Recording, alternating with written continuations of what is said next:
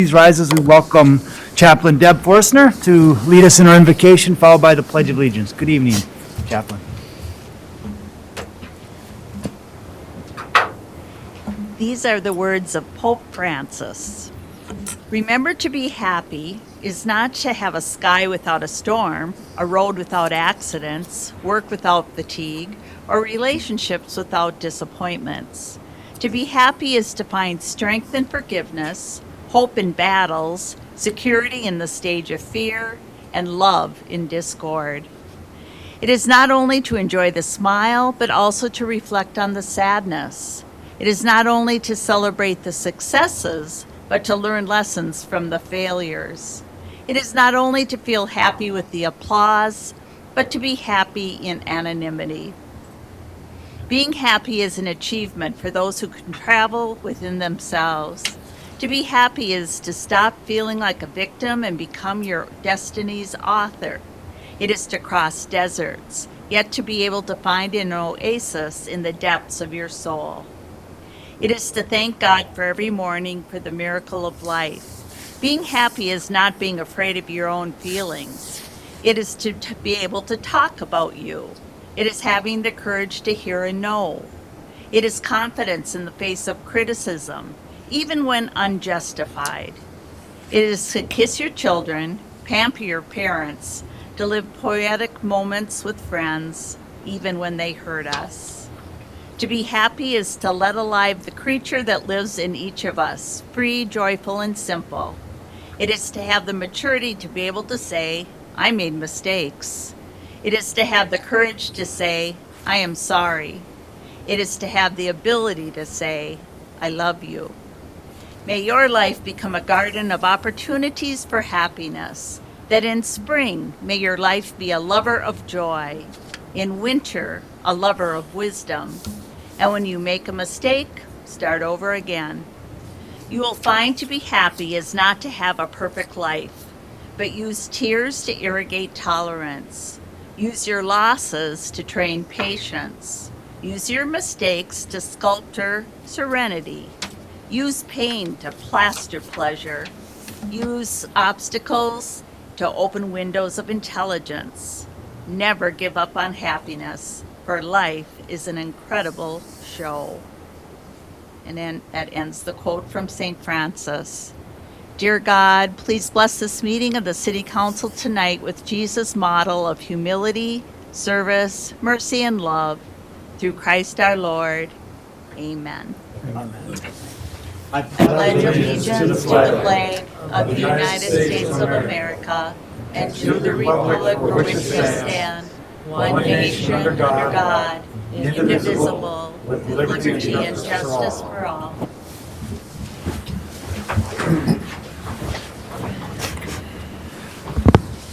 Good evening, everyone. It is 5:37, January 19th, 2021. We'll call this meeting of the Fergus Falls City Council to order. Roll call, please. Ferguson. Here. Gustafson. Here. Hicks. Here. Fish. Here. Hankberg. Kwame. Here. Rupert. Here. Thompson. Here. We have a quorum. We also have a number of individuals joining us via Zoom tonight, so just heads up, we're going to leave the participants via Zoom muted. If you want to make a comment, just please use the raise your hand feature in Zoom, and we'll do our best to accommodate those comments as appropriate. So just, again, we're going to not allow people to unmute. I think there's too many people. We have a free-for-all at times. So please respect one another. Raise your hand, and we'll do our best to accommodate those requests. First item on the agenda this evening is the approval of the agenda, and I'll call on our City Administrator, Andrew Bremseth. Good evening, Andrew. Yeah, thank you, Your Honor. Members, good evening. It's really nice to have all of you back in the room. Been looking forward to this for some time. There are two additions to the agenda. Both of them are listed on the agendas before you. One being a resolution for the United Prairie Foundation to submit a grant application for some additional prairie restoration work in some of the city parks. And then amending a resolution we passed previously for a federal recreational trail grant application adding some language that the city will maintain Ferber Park for no less than 20 years and will serve as fiscal host for that project. Those are under new business? Yep. Thank you. With that, I would entertain a motion to adopt the agenda as amended. I'll do that, Your Honor. Thank you, Anthony. Second. Thank you, Brent. All in favor of that motion signify by saying aye. Aye. Opposed, same sign. That motion carries. There are no public hearings this evening. There are no bids to award. Under petitions and communications, we will have a resolution this evening recognizing the retirement and 18 years of service for Ken Willenitz. I'll read that resolution. Whereas Ken Willenitz has submitted his intent to retire effective February 5th, 2021, and whereas Ken began employment for the city of Fergus Falls on January 21st, 2003 as a machinist welder, and whereas on September 13th, 2013, Ken transferred to the position of shop supervisor, where he has remained in this position until the present time. Now therefore be it resolved by the City Council of the City of Fergus Falls, Minnesota, to accept Ken's resignation and thank him for his 18 years of dedicated service to the city of Fergus Falls. The above foregoing resolution was offered at a regular meeting by Councilmember Jim Fish, who moved its adoption and was seconded by Councilmember Caroline Gustafson and was adopted by the following vote. Roll call, please. Armisen. Yes. Gustafson. Yes. Hicks. Yes. Fish. Yes. Kwame. Yes. Rupert. Yes. Thompson. Yes. That resolution is approved. Thank you, Ken. Thank you for your service to the city of Fergus Falls. Under the consent agenda this evening, we have 6 items for consideration. If anyone would like to discuss any of those items individually, we can remove them and do so. Hearing none, I would entertain a resolution accepting the consent agenda as submitted. Thank you. Your Honor. Thank you, Tom. I'll second. Thank you, Caroline. Roll call, please. Armisen. Yes. Gustafson. Yes. Hicks. Yes. Fish. Yes. Kwame. Yes. Rupert. Yes. Thompson. Yes. A resolution is approved. Under ordinance and resolutions, item number 1 is a resolution accepting a donation for the dog park and to authorize budget adjustments. I'd like to offer that, please. I'll offer that resolution. Offer that, thank you, Scott. I'll Second it. Thank you, Brent. Any, Can we ask how much it is? yeah, I believe it's $7,500, is that correct, Len? A little more, $7,969, so. All right. Just want to make a public word of thanks to Tammy Revering and Chelsea Bellahertz for all the work they put into raising these funds and getting this dog park going. Yeah, I would echo that, and they took it upon themselves last year to go out and raise some money. They did that, the city's meeting them halfway. We're going to build this park this spring, correct? We have the location, we have the materials, and again, to Tammy and to Chelsea, thanks for raising that money and making that a reality. So with that, we have a resolution and a second. Any further discussions or questions from the council? Roll call, please. Armisen. Yes. Gustafson. Yes. Hicks. Yes. Fish. Yes. Kwame. Yes. Rupert. Yes. Thompson. Yes. That resolution is approved. Item number 2 is a resolution to support the authority to impose a local sales tax to fund the specific capital improvements providing regional benefit, to establish the duration of the sales tax revenue to be raised by the tax, and to authorize the city to issue bonds supported by the sales tax revenue. I'll call on Andrew Bremseth to give us an update of what this item is. Yeah, thank Good you, evening, Your Andrew. Honor, council members. A year ago at this time, we were having the same conversation after several months of work by a community task force and others to identify projects as it relates to a future sales tax opportunity. In the last legislative session, we were off to a good start. We had a good hearing in front of the House Committee, and we had a Senate hearing scheduled, and everything abruptly closed down due to COVID-19, and we're still kind of operating in the same way. So needless to say, none of these proposals statewide were moved forward in the last legislative session. So we're back before you as a legislative committee this evening, hoping to get your blessing to give it a shot again here in 2021. As you may recall, there are 3 projects: the Aquatic Center, a Trails project, which included segments of the Glacial Edge Trail, the Renaissance of Old Smoky Hill, among other things. And then finally, the D Lagoon Improvement Project, which was the significant upgrades to the campground area based on a master plan the city had done previously, and then upgrades to the softball and soccer complexes, including lighting systems for all the fields. So at a high level, those are the projects. Nothing has changed since we talked about this last year. As you may also recall, the process for these sales tax projects is to get legislative approval first, and then they go before the local voters at a general election to be voted on separately as individual questions. So knowing that we just had a general election in 2020, the next opportunity to put these before the local voters is in November of 2022. So this is trying to get the legislative hurdle out of the way in advance of giving the taxpayers that voice and opportunity to do that. The only other thing that I would add is that this would not increase the sales tax that's collected. We would retire the bonds of the library sales tax, with the sales tax for the library first, and then this would be an extension of those proceeds. So these projects would not be able to be funded prior to the ending of that sales tax for the library. And as you will note, you guys all get monthly updates on this from Bill Sonmore. The collection continues to be really positive, and we anticipate that second to third quarter of next year, those bonds will be paid off, and then the sales tax would have to go away. Unfortunately, the timing no longer works out that it would just go from one to the other. There's probably going to be a small sunset there before we would be able to do this if any of the projects were successful. So with that being said, we're just looking for your blessing to do the same thing this legislative session, to move forward, get this information to the tax chairs by the end of the month. I say that with maybe tempered expectations. This legislative session is going to be challenging.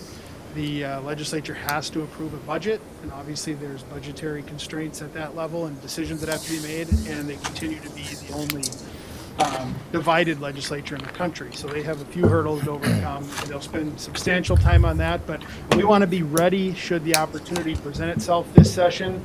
Otherwise, we'll be having this exact conversation again, getting ready for the 2022 session. So that's where we're at. That's on behalf of the legislative committee, and I'd take questions or follow-up. Thanks, Andrew. I just would mention a couple things. As you mentioned, it's procedural to get it to the tax chairs if they do, which is a big if, they take up any of these measures this year, we're ready. Second thing is, before this would ever go on a ballot, it's going to be back to the council, so we'd have the opportunity to amend it with the work of any of those committees up or down, or any additions or subtractions from that. So it'll have to come back to the council before anything was, this is procedural like you mentioned. And then obviously, just to really stress the fact that this, the whole intent is to get it to the voters and let the voters make that decision at a general election. So anyway, I just wanted to make sure to, I think you mentioned those, but just to emphasize those points, so. And just to touch on that, coming back to the council, the intent here is just more of a procedural thing and have it in hand, but obviously the costs are going to have changed, and we're going to need to, look at different construction costs going forward, and, none of these three projects have updated numbers, so the council would have it coming back before us to make decisions on those individual projects going forward. So we're not making the decision today, it's just more procedurally to get it in the hopper so we're ready to go. What I would say to that, Your Honor, if I may, is some of these numbers that we had last year have built-in inflation in them, because we Right. we were kind of projecting when the projects may happen. For example, the aquatics numbers are 2022 numbers to begin with, and D Lagoon. But yes, I agree, they wouldn't all happen in 2022. So we would have to get better numbers. We just haven't done any of that legwork. Like Councilor Arneson said, this is really just procedurally as it relates to what we were working on last year. Yeah, Tom. I will offer the resolution. Thank you, Tom. Let's get a And- second before we have any further. I'll second. Thank And you. yeah, this, I mean, during the election, I heard from voters that said, we do something, give, help our city grow, get some projects, give things for families that live here to do, give people reasons to come here and visit and spend their money. And that's what these projects are going to do. They're going to improve our quality of life. They're going to make it a more attractive place to come and live and work and raise a family. And this is what people have asked us to do, and we need to keep moving full steam ahead on it. It's a great slate of projects that passed the council unanimously, and yeah, let's keep moving forward on it. Thanks, Tom. Yeah. On things like the aquatic center with the whole kind of like COVID thing, potentially some of that might structurally change. Does that, the project that we kind of submit, I'm assuming that we just get approved on the dollars, and then how we, as long as we build an aquatic center of some description, is that okay, or do you have to resubmit? I mean, I can't see, like, people being in a swimming pool like they were, the world's changed. So, it's kind of like things are different. Yeah, Your Honor, Councilmember Hicks, I'd be glad to speak to that. You're exactly right. It's the dollar amount they're approving, not the specifics of the project. And the other thing I would say is, like I said, we have inflators in these numbers, we have contingencies. And like for that project in particular, the council's expectation, if I recall, was there would be a fundraising component to that. And, we're collecting the entire project cost as kind of a safety net in these numbers. So there's going to be substantial wiggle room if the fundraising component still is a requirement, is still is there to make those changes. But yes, we're limited to the dollar amount that we asked for and were approved for. And of course, you don't want to substantially change a project because that, you want the intent of the voters to be what prevails. But, if the committee needs to give this another look and design things in the locker room differently or parts of the pool, that's not going to be anything alarming to the legislature, and it wouldn't slow this process down. Thank you. Yep. I received an email, and I told the individual, Mr. Layton, who's on the call, I would answer his questions. So I'll do the best I can to answer those that haven't been addressed. One of the questions was, will this increase the current city sales tax rate? I think Andrew answered that. The answer is no, it would not. The question was asked, what is the city's current sales tax? State is 6.875. City has a half-cent sales tax. For the library, the county has a half-cent for the roads, which makes a total inside the city limits of 7.875. Just a couple more real quick.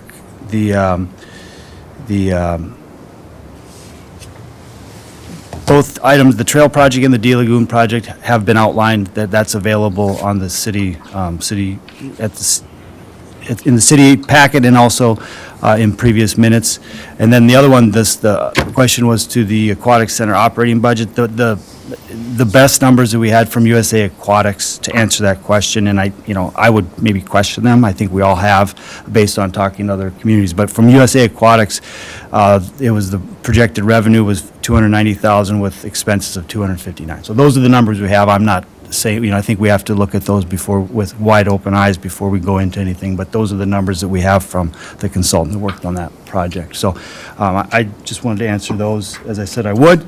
And if there's any other discussion from the council? Roll call, please. Arneson. Yes. Gustafson. Yes. Hicks. No. Fish. Yes. Water. Yes. Luther. Yes. Thompson. Yes.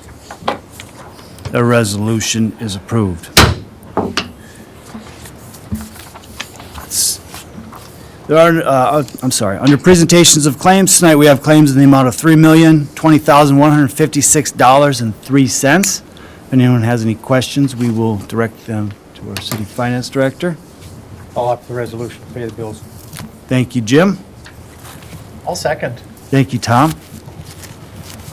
Roll call, please. Arneson. Yes. Gustafson. Yes. Hicks. Yes. Fish. Yes.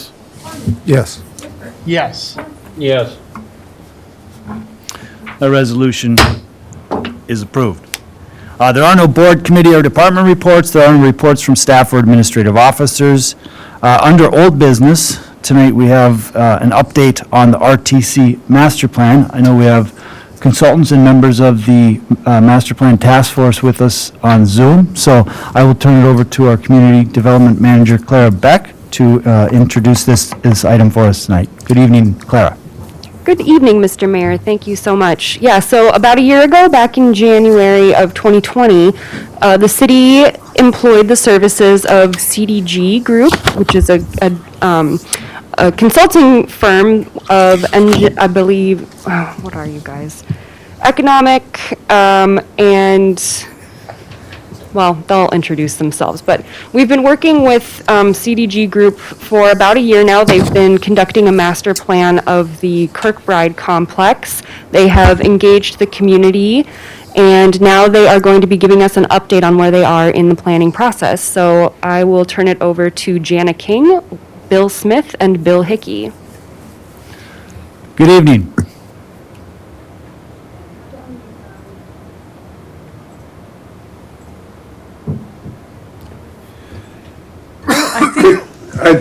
There we are. We are unmuted now, or at least Jenna and I are. Thank you all. We'd also like to share our screen if that's possible, Clara.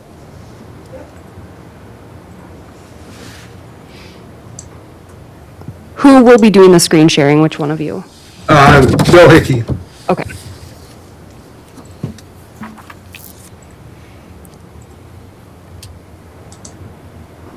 And Bill, you might want to start by introducing the firm. I will. Let's see. I'm Bill Hickey with Collaborative Design Group.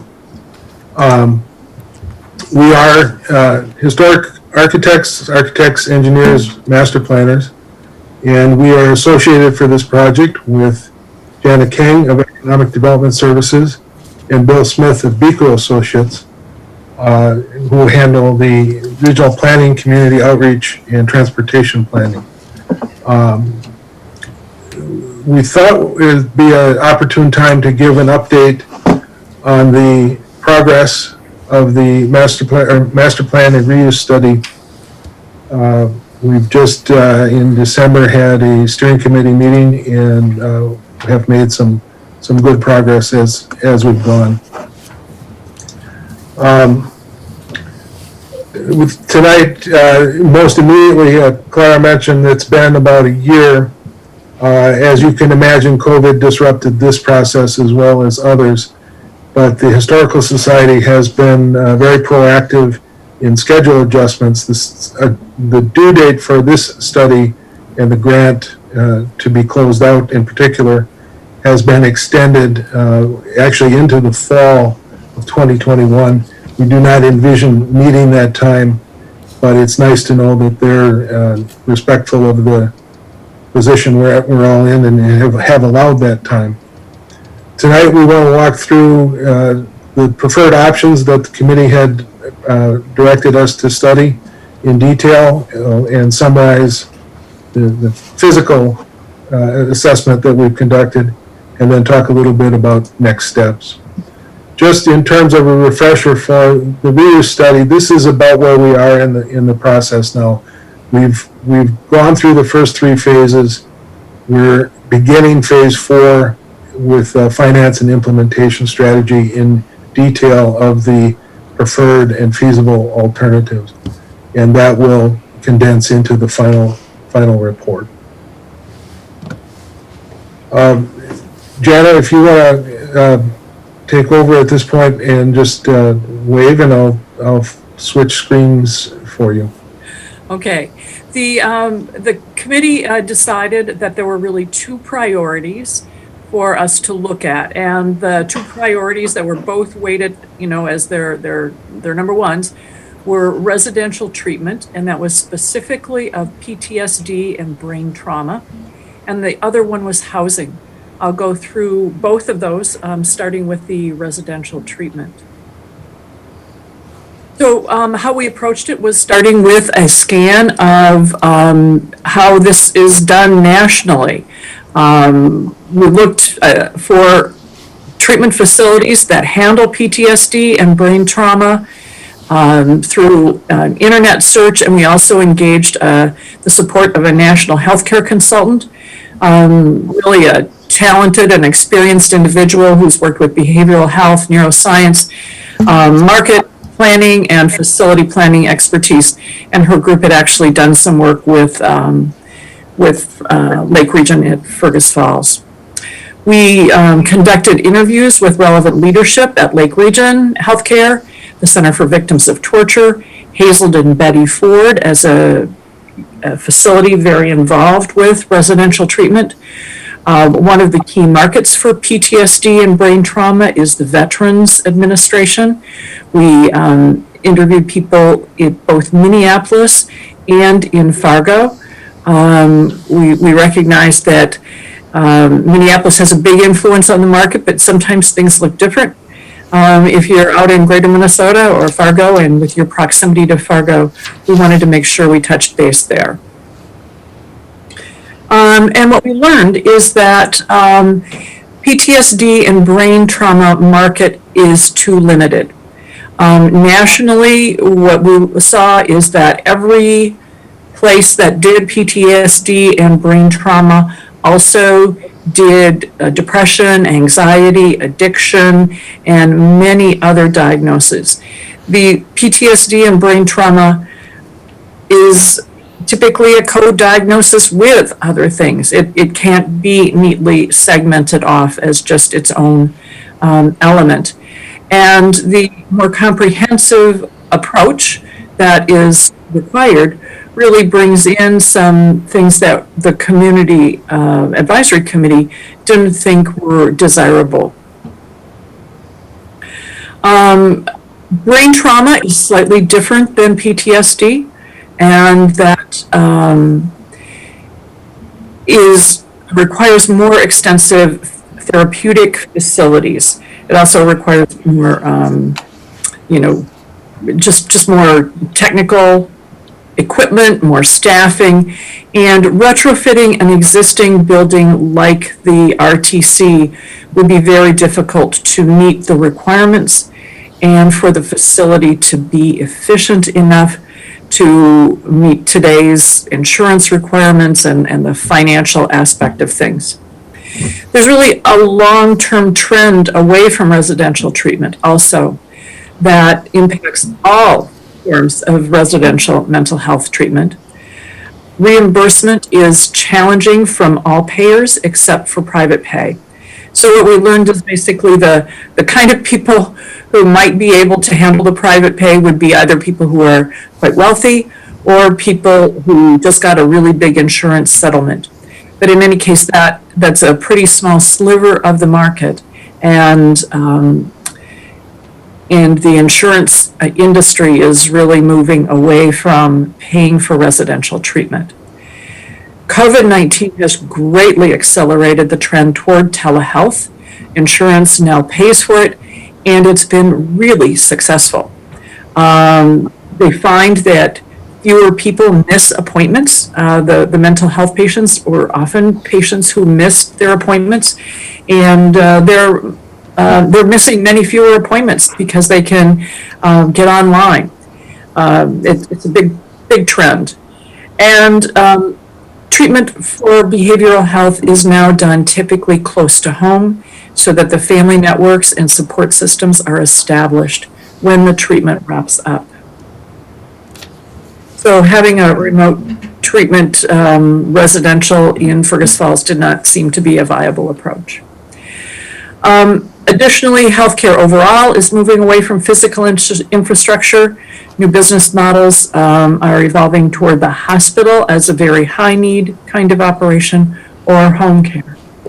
Margins are really tight and efficient operations are critical, which makes it even more challenging to retrofit existing facilities. So what we learned basically is that the PTSD brain trauma market is not viable. The good news is that the other market that was considered of great interest to the advisory committee was housing. And they really looked at a continuum of housing, mixed income, senior, veterans, supportive housing, and you do have strong markets for housing in Fergus Falls. And fortunately, you had some recent studies. You had a little older housing study from 2014, a housing task force report in March of 2019, and then an update that was done by Otter Tail County by Maxfield Research in May of 2020. So we had some nice fresh data to work with. Your housing task force, which was the City of Fergus Falls task force, wrapped up in 2019, and they had 4 goals. One was to increase the available housing inventory for both new and existing housing units in Fergus Falls, to support affordable housing for all, to maintain the homes we have, and promote housing resources and development opportunities. A few key statistics from that report you can see on the right. You have population, both population and household growth.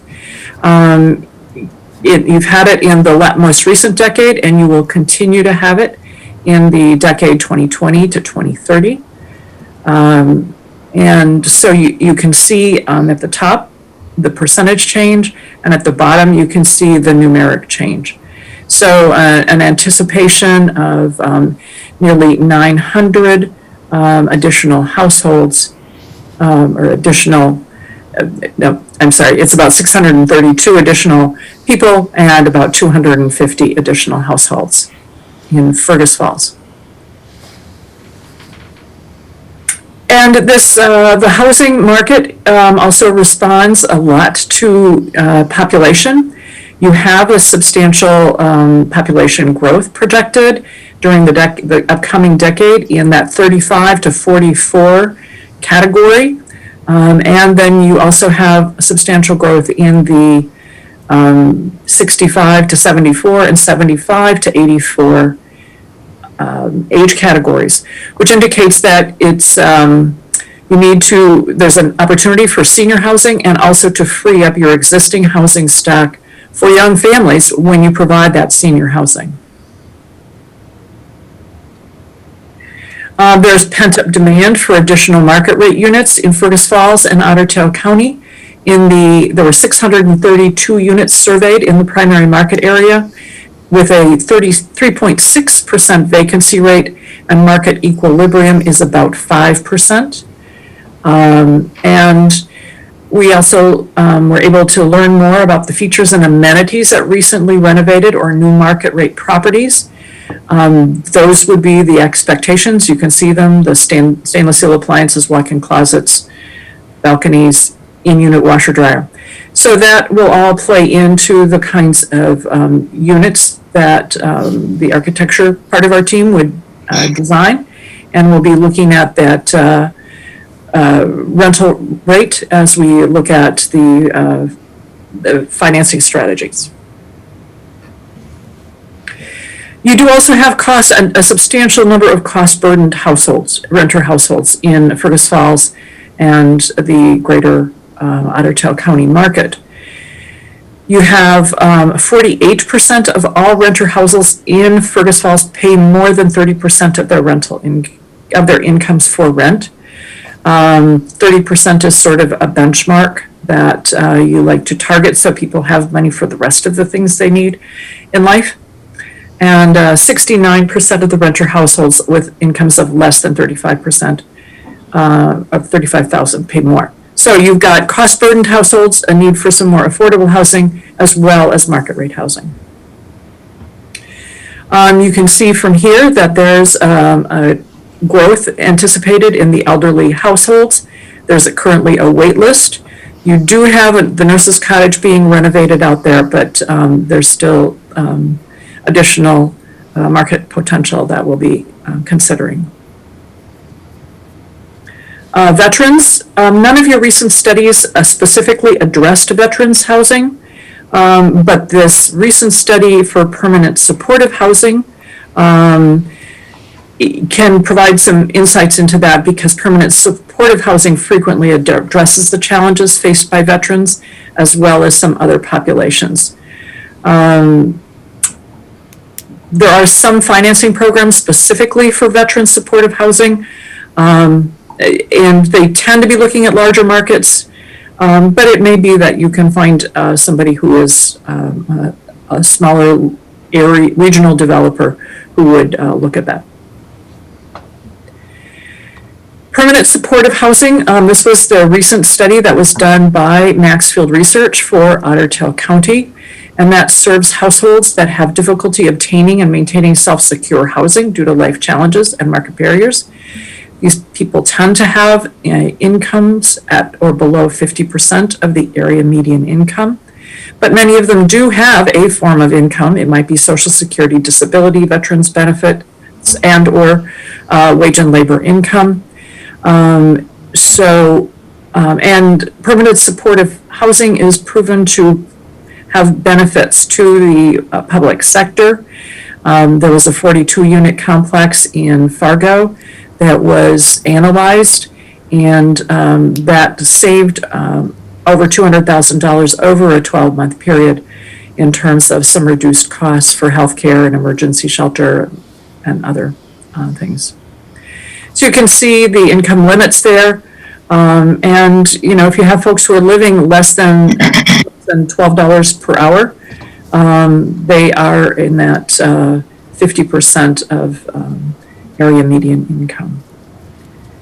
Overall housing market in Otter Tail County is tight, and so landlords are very selective about tenants, and that creates more difficulties for folks who have a lower income or some other life challenges.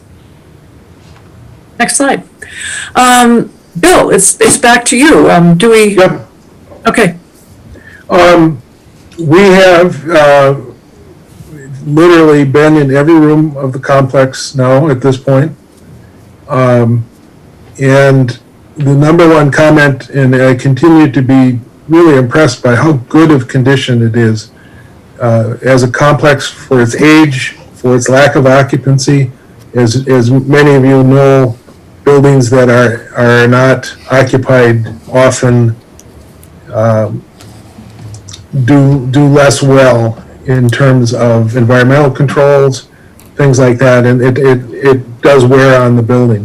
Some maintenance work is needed now, in part due to that. Others work that's needed is just due to the natural age of the building and normal life cycles of materials and things. As time goes by, as you know, other work will become needed as well. The structure is sound. There are no places but one small area that I have any concerns of structural capacity or stability. For buildings of this type and age and in this situation, the roofs are always the concern, and true to form, there are some roof issues beginning out at the RTC. There are some limited areas of missing shingles, that sort of thing. And in particular, the west detached has a flat roof area. It's the only flat roof on the whole complex, of course, that has been leaking, and I'll show you some slides of that. It's really striking as an architect looking at reuse facilities all across the nation. The Kirkbride qualities are still there. There's wonderful daylight, opportunities for air and view, and really a great potential in the building. The tile floors are largely intact. That's another resource that it'd be hard to match these days. The nature of the building with the mass walls and the thermal qualities that they provide and acoustic qualities they provide also attractive as a resource for redevelopment. I mentioned the west detached. If you're very familiar, the very end of the last 20 yards or so of the complex on west detached has a flat roof, and that has deteriorated over time and has leaked into the building. This is the only place in the complex that needs a structural study to determine if there's been long-term damage here, if repairs needed. It's very minor in the scale of the complex. Many of you know that there is a concern with mold in the building that is principally confined to the lower level. It is normal for a building of this type left unoccupied and unventilated to start to have this problem. Nothing that I was able to see was not recoverable. It can be cleaned out, abated, and return to use. And if the building's occupied and maintained, there would not be a continuing problem from what we've been able to see. The interior of the building has been altered a lot over time, as you can imagine, which in this circumstance is actually a good thing, because that means the historic integrity of the building is confined more to the exterior, and we are allowed more of a free hand on the interior because the historic nature of it has changed over time. So less constraint, less concern over renovations, and many interesting features to be capitalized on as you go through there. The structural system, it has all these wonderful round columns. Fortunately, we found this one damaged column, which is not damaged at all. These wonderful round columns are actually just clay covers. It's steel frame. Much of the exterior wall is mass masonry. These are great systems for renovation and adapting to new uses, and really able to do things with the building. There's not a lot of structural limits to changes or modifications. To sort of back in on the housing study, as it became apparent that housing of some sort was going to be one of the feasible options here, we started looking at different layouts, different options. We haven't yet gotten to the point of ownership versus rental, condo versus apartment, in other words, sizes. So we made some very general, very conservative approximations for size and layout to help us understand how many units could be accommodated in this complex. We also made some assumptions in terms of space left for amenities. The point of all this is not a design, it's a feasibility test to see if this would work. And as we went through, the building, as you know, it has wonderful different ranges and wings, and we're able to examine each of them in sequence, so that, again, looking at perhaps a mix of uses, mix of housing types, there's different ways to approach this. So we went through and looked at both apartment layouts, how would each wing lay out, how would each module lay out, and each floor, what are the implications, what are the opportunities. We did this for different housing types, as I mentioned, apartments or condos being typically larger, typically a more multi-bedroom sort of thing. So we ended up looking at different ways that this came together. How could this complex be reinvigorated? You know, and again, very conservative, looking at the entire lower level becoming service, storage, mechanical spaces, those sorts of things. And then looking at what would be needed in terms of additional elevators, additional mechanical spaces, things like that. And it's a very, very solid opportunity there. We come back to that as kind of one of our key points that we want to leave you with. The building is solid. It needs some maintenance, but that is normal. Nothing out of step there. It will take time to redevelop. It simply, on its size, is something that will be more of a rolling renovation than a all done at once sort of implementation. And then, as Jana walked you through, we think there's great promise in market demand in the area for a housing mix here and its associated development. So the next steps that we will be heading into now are to take this housing continuum and start to drill into finance and implementation strategy for you on that. How do you take the steps to realize this? Where does this go? And then to talk with the advisory committee and yourselves in terms of continuing engagement and communication and keeping the transparency of the process going. with that, I think we'd throw it open if you have any questions or comments. Thank you. Are there any questions from the council?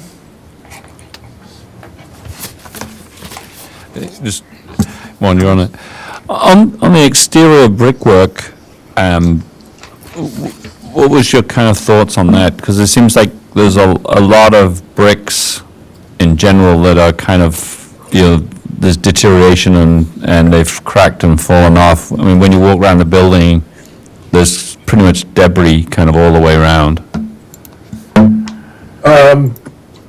There are situations, you can sort of see on the right-hand side here, you can see there are some eroded bricks. There are more than the bricks themselves. There's pointing that needs to be redone where mortar has pushed out. There's been a fair amount of the paints falling off of the wings that are painted brick rather than the compared to the tower, which is natural brick. There are no areas that are of structural concern. So that's certainly present. It does need to be attended to, but it's a maintenance sort of concern. The bricks of any building of this age, they will start to be isolated failures, and they just need to be repaired. The roof would be a bigger concern in the short term, just to patch where needed so that we don't start taking water into the building. Bill Hickey, Bill Smith has his hand raised on Zoom. Go ahead, Bill. Thank you. Yes, I'm part of the consultant team, Bill Smith with Beco Associates, and I'd like to ask if when council members ask questions, if you could help me out by identifying yourself. I'm sort of taking notes for the meeting, and so that would be really helpful if when you ask a question, you could just mention your name. I appreciate that. Thank you. Sure, Bill. That last question came from Councilmember Anthony Hicks.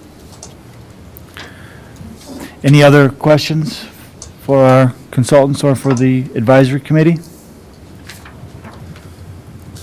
Thank you for that presentation. We look forward to continued updates and look forward to the work of both the consultants and the advisory committee. So thank you for that presentation.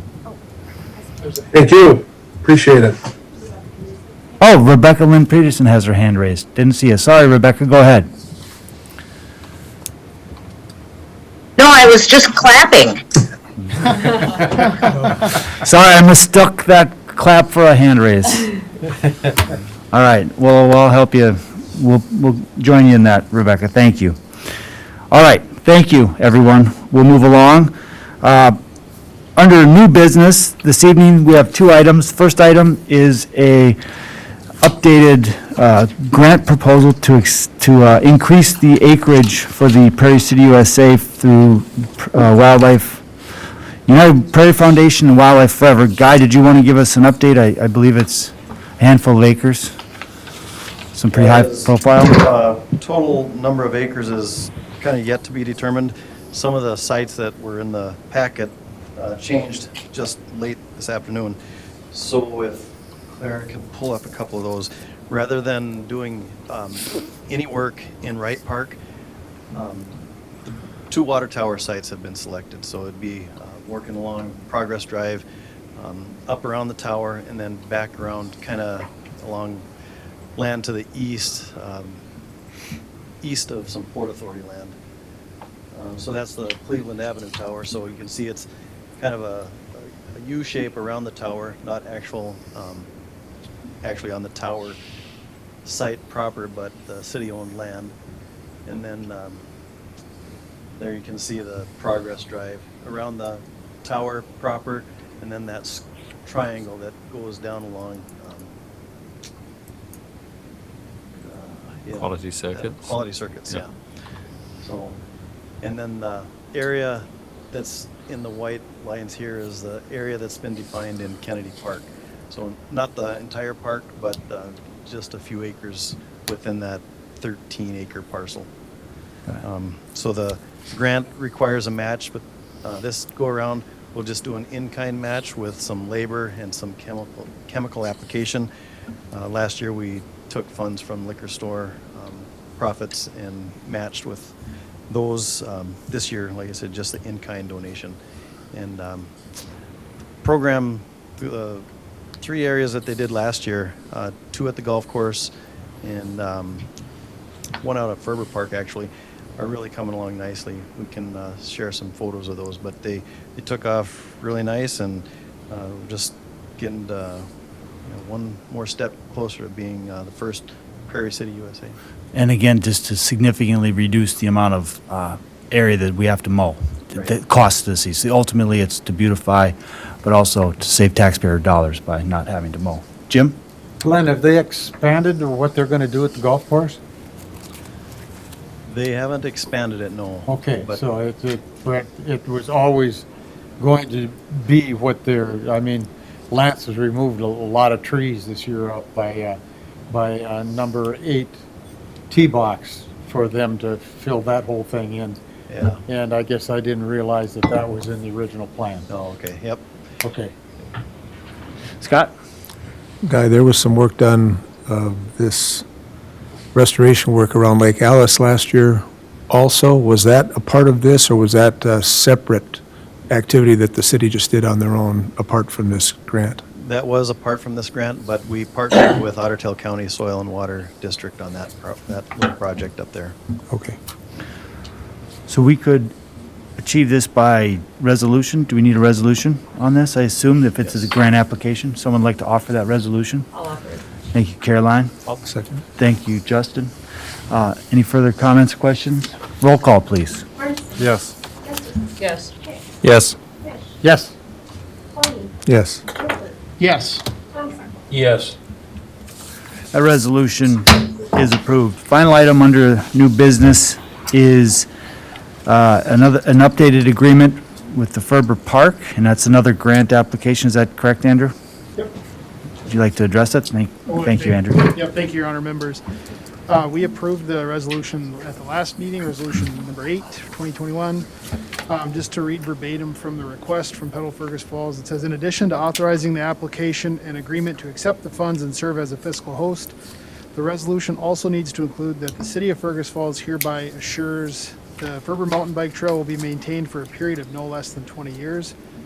And then it goes on to state that this grant includes purchase of a trail grooming machine that would be used to maintain the trail. It is anticipated that this would continue to be a public-private partnership as it is now. The action before you this evening is to amend the previous resolution to include what I just mentioned related to the 20 years of operations at Ferber Park. I'll offer that, Your Honor. Tom? I'll second. Thank you. Jim, any questions, comments? Fabulous resource in the community. Roll call, please. Thompson. Yes. Jessica. Yes. Hicks. Yes. Fish. Yes. Tony. Yes. Clifford. Yes. Thompson. Yes. That resolution is approved. There is no miscellaneous announcements that I have this evening, so with that, we will be adjourned to a closed meeting to consider a real estate offer pursuant to Minnesota State Statute Section 13D.05. Good evening, everyone. Hey, Tom. Tom.